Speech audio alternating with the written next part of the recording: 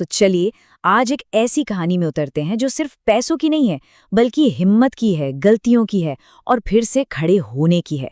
ये एक ऐसी यात्रा है जिसमें शायद हम सबको कुछ ना कुछ अपना सा लगे।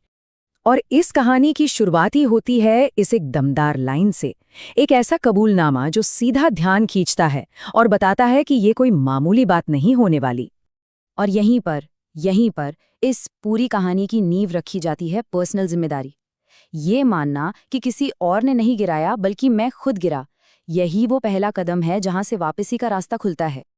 तो चलिए थोड़ा सा वक्त में पीछे चलते हैं, उस तूफान के आने से पहले, जब जिंदगी बिल्कुल नॉर्मल थी।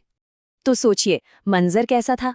कंटेंट बढ़िया चल रहा था, कमाई अच्छी हो रही थी और कॉन्फिडेंस तो मानो आसमान पर था।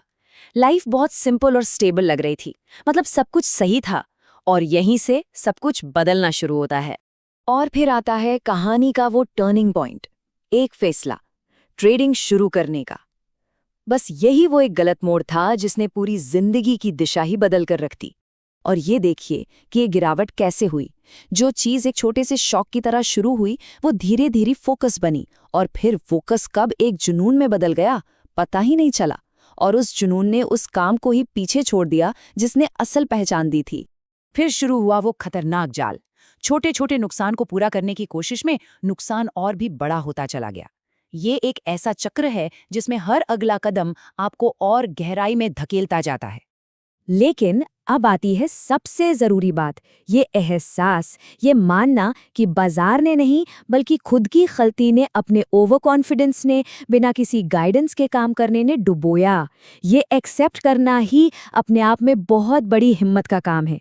अब हम कहानी के उस मोड़ पर हैं जहां हिसाब किताब का दिन आता है, जहां नुकसान सिर्फ रुपयों में नहीं बल्कि टूटी हुई हिम्मत और खोई हुई शांति में भी गिना जाता है।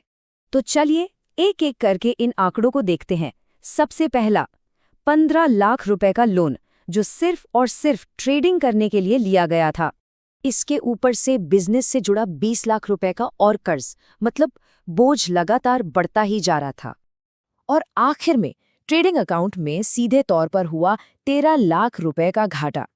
जब आप इन सबको एक साथ जोड़ते हैं ना, तो तस्वीर सच में बहुत डरावनी लगती है। पर पैसों के नुकसान से भी कहीं बड़ी एक कीमत चुकानी पड़ी। वो कीमत थी आत्मविश्वास के खत्म हो जाने की, रातों की नींद उड़ जाने की और मन की शांति छिन जाने की। इन चीजों का कोई हिसाब नहीं लगाया जा सकता। और इससे एक बहुत बड़ी सीख मिलती है। कोई भी बड़ी तबाही एक झटके में नहीं आती। ये एक धीमी प्रक्रिया है, जैसे कोई धीरे धीरे पानी में डूब रहा हो और उसे एहसास भी न हो। लेकिन अब कहानी का रुख बदलता है।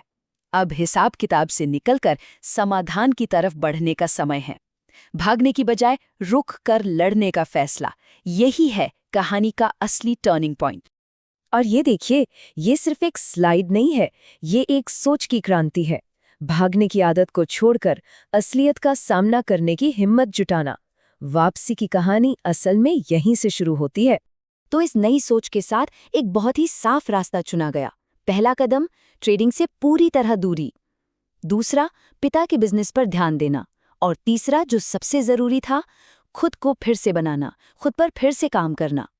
और फिर लिया गया एक और हिम्मत भरा फैसला, अपनी इस पूरी यात्रा को, इसके अच्छे बुरे हर दिन को सबके साथ शेयर करने का। ये दिखाने के लिए कि ऑनलाइन चमकती हुई जिंदगी के पीछे के संघर्ष असल में कैसे होते हैं।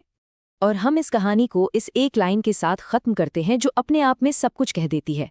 ये लाइन हमें सोचने पर मजबूर करती है कि क्या असली शुरुआत जीरो से होती है या उस कर्ज से जिसे चुकाकर जिंदगी को फिर से पटरी पर लाना है।